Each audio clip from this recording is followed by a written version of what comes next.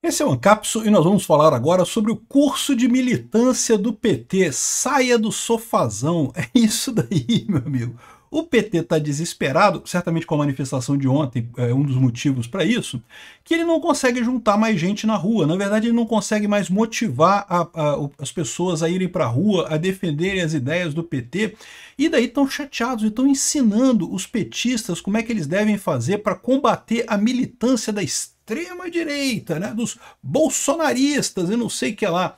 Aqui, ó, após críticas de Lula, o partido lançou uma série de dicas para mobilizar filiados e tentar recuperar o apoio perdido em redutos petistas. E eu acho muito engraçado isso daqui, porque isso mostra muito como é que funciona a esquerda, né? A esquerda funciona de forma hierárquica, né? O pessoal se organiza, não porque o presidente falou para o diretor deu a ordem para a chefia produziu aqui um vídeo para ensinar como é que o soldado raso que está lá na ponta da militância do PT tem que fazer as coisas e não sei o que lá.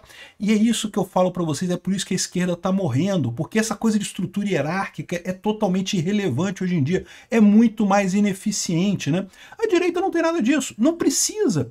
Para pensar, se a direita dependesse de favor de alguma coisa para crescer e coisa e tal, a direita estava morta aqui no Brasil. Para pensar, lembra como é que era o Brasil há coisa de 20 anos atrás? Era uma ofensa chamar alguém de direita no Brasil.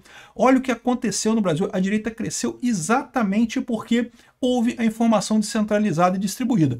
Eu não estou fazendo pouco das pessoas que lutavam pela direita, Olavo de Carvalho, outras pessoas. É lógico que isso foi importante, né?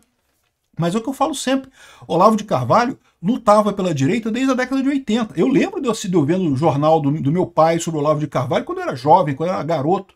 Eu lia os jornais, a coluna do Olavo de Carvalho, e gostava do que ele falava e coisa e tal, mas, assim, alguma coisa mudou de 2014 para cá, né? E foi justamente a informação descentralizada que permitiu que essas ideias chegassem para todo mundo. Aí a esquerda está tentando imitar aqui, mas é muito patético, cara. Não, chega a dar pena para esse pessoal, porque eles não têm nenhuma chance de melhorar a situação com isso. Eles estão vendendo uma ideia para o pessoal, trabalho de base. Não que você tem que sair do sofá e ir para a rua. Amigo, não é assim que se faz trabalho de base. Tem que ter um motivo. O PT hoje é o establishment. Ninguém vai sair para protestar a favor do establishment. Essa notícia foi sugerida por Ian Curtis, votava na Margaret Thatcher, Canil, Equipe Cão e várias outras pessoas. Obrigado aí ao pessoal que sugeriu notícias lá no nosso site, no visãolibertaria.com. E obrigado a você que está assistindo o nosso vídeo. Se você gosta do nosso conteúdo, por favor, deixa o seu like, se inscreva aqui no canal, né?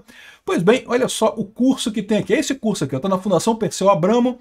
Se você for aqui em cursos online, cursos de formação, está aqui, ó. Esse curso aqui, Nova Primavera 2025, jornada de formação da nova primavera, de fortalecer a organização de base do PT, capacitar a militância para atuar de forma crítica e transformadora nos seus territórios, né? Eu confesso para você, eu ia me inscrever, eu queria entrar aqui para, né, queria ver o material, ver como é que é, mas aparentemente as inscrições estão encerradas, não pode entrar mais, já estão fazendo isso, ou talvez por ter saído aqui na Veja, o pessoal ficou chateadinho e fechou o vídeo lá, né? Porque me parece um negócio meio ridículo mesmo, meio cringe até aqui, ó. Então vamos lá, vamos ter que nos guiar aqui pelo que está escrito na Veja. A Veja aparentemente teve acesso a esse conteúdo, né? Mas a gente não tem mais acesso. Então tá aqui, ó. Alvo de críticas recentes feitas pelo Lula, o PT lançou um curso voltado para melhorar a mobilização do partido em torno de apoio à gestão petista na presidência. Como reaproximar a militância dos seus redutos históricos, como fazer trabalho de base, né? E aí ele fala assim, ó, o PT recomenda, por exemplo, que a militância se engaje na guerra de narrativas. E aí que eu falo para vocês, meu amigo, guerra de narrativa, cara, isso é uma besteira enorme. Não, você tem que contrapor argumentos idiotas, é lógico que tem que contrapor argumentos idiotas, né? Quando alguém fala alguma coisa, você tem que responder, é importante isso, coisa e tal. Mas eles descrevem a coisa, a esquerda coloca a coisa como guerra de narrativas, explica muito sobre como a esquerda vê o mundo, né? Para eles, não tem a verdade fundamental, não tem, é tudo narrativas. É por isso que eles ficam tão chateados com esse negócio de fake news, é o que eu falo para vocês. É por isso que eu, como libertário, e muita gente na direita, não vê a questão de fake news na internet como muito importante, porque tem a distinção básica. A verdade, ela se sobressai com o tempo. Você pode até ser enganado, não estou dizendo que você não seja enganado, que não tenha fake news, que ninguém se engane com... Não, as pessoas se enganam, coisa e tal. Mas, por definição, a mentira, ela engana algumas pessoas por algum tempo, né? E com a internet, na verdade, a tendência é esse número ficar menor ainda. Esse que é o problema, no final das contas. A esquerda sempre tratou a política como guerra de narrativas. E ela ganhava seguidamente essas guerras de narrativa. Por quê? Porque tinha os melhores argumentos, tinha as melhores narrativas?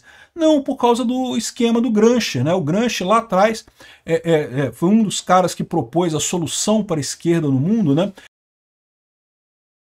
Que foi sempre o dilema da esquerda, né? O Karl Marx, lá em 1800, lá vai Pedrinha, inventou essa história toda de comunismo, não sei o que lá, e previu que ia ter a revolta do proletariado, que em algum momento a mais-valia iria fazer com que o proletariado se revoltasse contra a burguesia, e daí, né, ia haver o comunismo, a implantação do comunismo. E beleza, essa história toda do Karl Marx é errado, porque mais-valia não existe. Se você tiver alguma dúvida sobre isso, veja o meu vídeo Mais-valia existe lá no canal Ancapsu Classic, em que eu explico o que é mais-valia. Não é o lucro. Muita gente tem essa ideia errada de que mais-valia é o lucro. Não, mais-valia é outra coisa. E mais-valia é a diferença que o patrão ganha do salário do empregado se você contar tudo como valor trabalho. Mas enfim, o ponto é que essa teoria já está errada, justamente porque ela se baseia no valor trabalho, né? Então nunca que aconteceria essa revolta do proletariado, porque você chega num ponto, né, que a coisa se resolve pelo mercado. Supondo que, de fato, os patrões comecem a explorar muitos empregados, vai chegar um momento em que vai ter tanto... Isso é bom para os patrões, faz com que tenha mais patrões. Então vai ter patrões para disputar os empregados para poder explorar melhor. E quando você começa a ter competição pelos empregados, você começa a melhorar as condições de vida deles. Foi o que aconteceu na Revolução Industrial, né? Ou seja, a ideia de que foram os sindicatos lutando por mais direitos que melhoraram as condições de vida, isso é lorota. O que aconteceu é que começou a ter um monte de gente com empresa querendo contratar pessoas, e aí como o número de pessoas para contratar é limitado, né? Você pode falar assim, não, tem sempre muita gente para contratar, mas é gente ruim. Você quer contratar trabalhadores que trabalhem de verdade.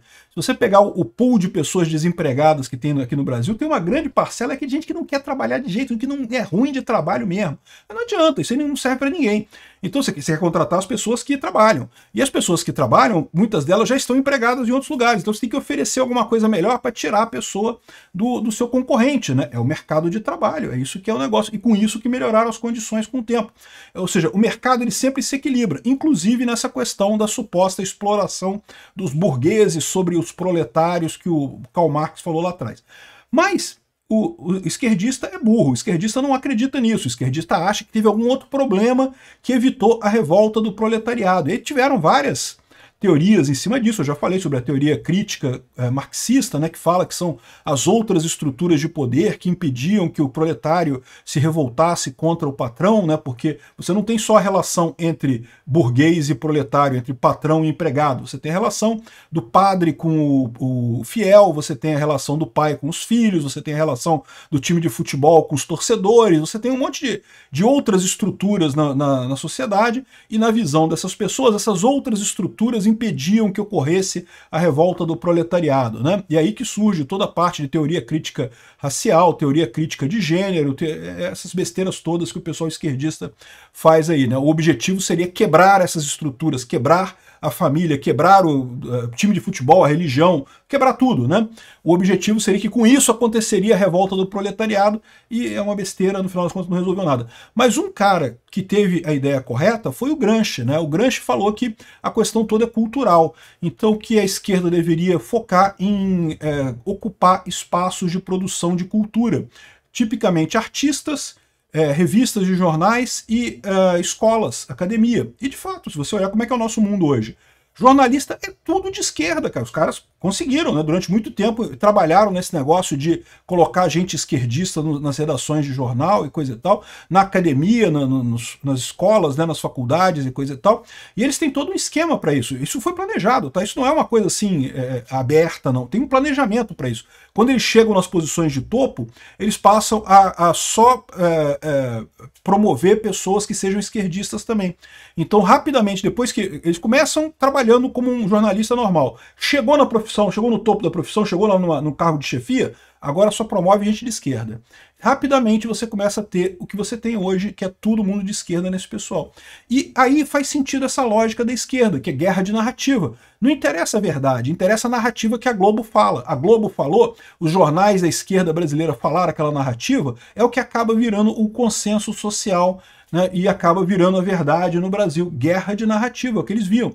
E por que a rede social incomoda para eles? Porque na rede social tem um monte de gente, eles não conseguem fazer esse esquema de chefia, porque não é uma coisa hierárquica, né? Não tem isso. Qualquer um abre um canal no YouTube. Eu tenho o meu, abri aqui, se você quiser abrir o seu, você abre também. Qualquer um pode criar o seu canal no YouTube e expor as suas ideias. Então, eles não têm como conquistar a coisa, como conquistaram a Rede Globo, ou como conquistaram as outras redes de televisão e jornais e coisa e tal.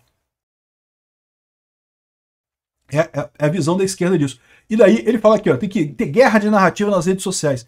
E aí que está o problema deles de entender esse negócio. Na rede social, ao contrário, a narrativa, que é puramente narrativa, ela se perde. Você precisa estar calcado na verdade. É isso que acaba diferenciando. É por isso que a direita cresceu tanto e a esquerda está perdida. Ela estava acostumada a falar tudo em termos de guerra de narrativa. E não é bem assim.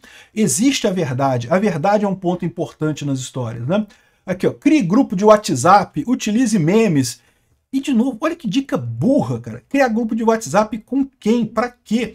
Eu saio de tudo quanto é grupo de WhatsApp que eles me colocam, porque fica um monte de mensagem circulando, eu não tenho tempo para ficar lendo essas coisas.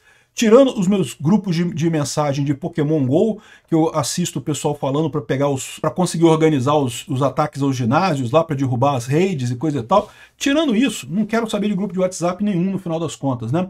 E daí o pessoal colocando aqui, é uma coisa que não faz sentido de novo, né? Eles querem fazer um negócio assim de forçar o pessoal a entrar nisso daí, né? Aqui, ó. Ah, e passe a dialogar também com quem não vota no partido. Putz grila, pode se preparar que vai ter um monte de gente chata querendo te convencer que o Lula fez coisa positiva. Uma tristeza aqui, ó.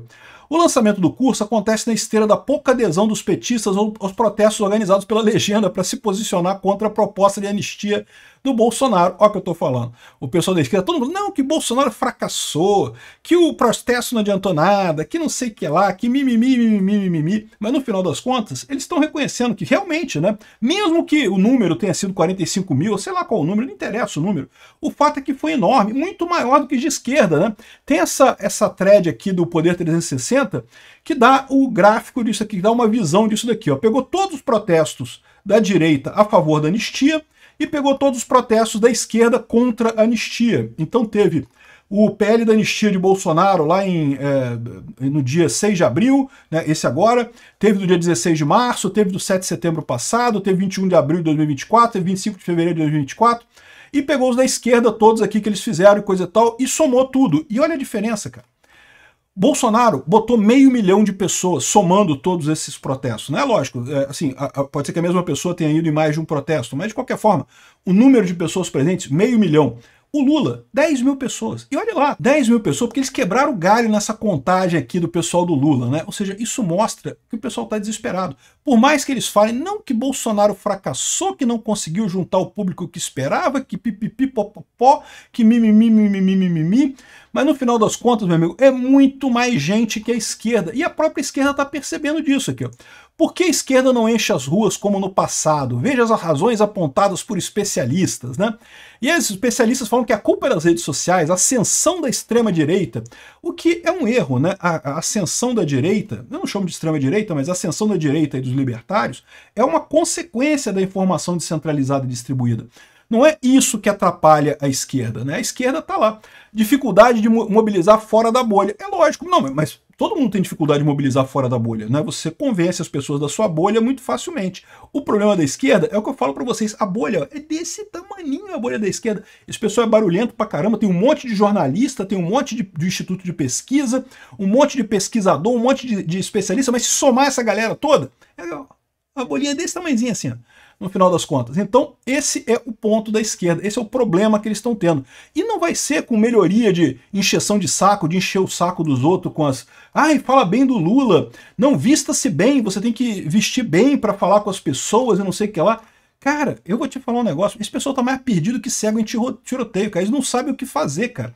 Eles estão desesperados. Mas o pior é isso, é o que eu falo para vocês, o problema da esquerda são as ideias da esquerda, que ficaram ultrapassadas. Enquanto eles ficarem insistindo nessa ideia de Estado grande que vai resolver os problemas da população, eles estão errados, eles só vão perder espaço, não tem mais isso. A esquerda tem que se contentar com um público bem menor que ela tem agora, ou então mudar a narrativa. O que vai acabar acontecendo fatalmente com o tempo é que essa esquerda mais tradicional brasileira vai perdendo força, vai ficando cada vez menor, e talvez surja uma esquerda mais light, uma esquerda Eduardo Leite, uma esquerda PSDB, PSD e coisa e tal. Eu acho que é isso que vai acabar acontecendo. Mas vamos ver o que vai acontecer. O fato é que o PT está desesperado. Eles não sabem o que fazer. E tem razão, não tem jeito. Por mais que você considere que o ato do Bolsonaro foi bom ou foi ruim, não interessa. Cara, é um fenômeno o sujeito. Obrigado por assistir o vídeo até o final. Além de curtir, compartilhar e se inscrever no canal, considere se tornar patrocinador com valores a partir de R$ 1,99. Clique no botão Seja Membro abaixo para saber as condições e vantagens de patrocinar o canal. Mais informações sobre o nosso projeto, visite nossos sites indicados na tela.